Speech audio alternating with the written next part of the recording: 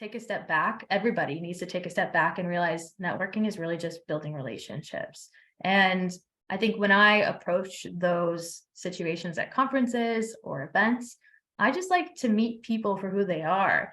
I mean, everyone is in this industry for a reason, and something keeps them there, right? And so I think one thing we can all do in this industry at these events is ask each other why. And I think we'll find a lot of commonalities, and we'll be able to relate as individuals, as people, like the human side of things, rather than I want to get something out of this relationship. Within the first 60 seconds, 30 seconds, I think that you should have a human conversation with them. And I also think it shouldn't be about their work. I think it should be relatable to the person as an individual, but not, if you want to build a relationship with somebody, you should get to know that person before you find out what they do. So to see if your values align, or just to build that relationship on another level before you start getting into the work side of things.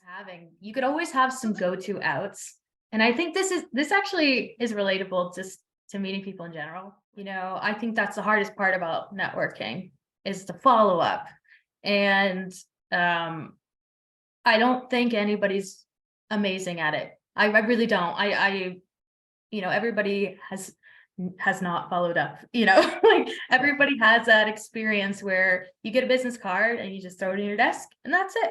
But the important part of networking and building that relationship, again, we think back to what networking is, it's building relationships and exchanging information.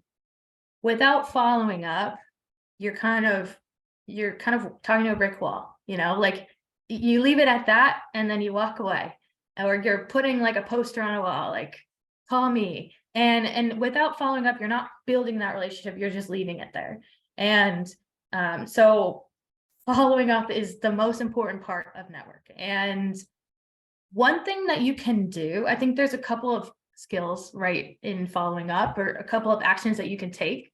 You should always reference your conversation that you had. I think building those relationships within your own organization, of course, on different projects, but also outside of your organization in the industry really helps you learn. And maintain your curiosity for the industry as a whole. Because I think if we're really stuck in our own ways, and if we're really on this one path, then we're not going to be open to learning what's happening, or we might not even just be knowledgeable about what's happening in the industry elsewhere. But also that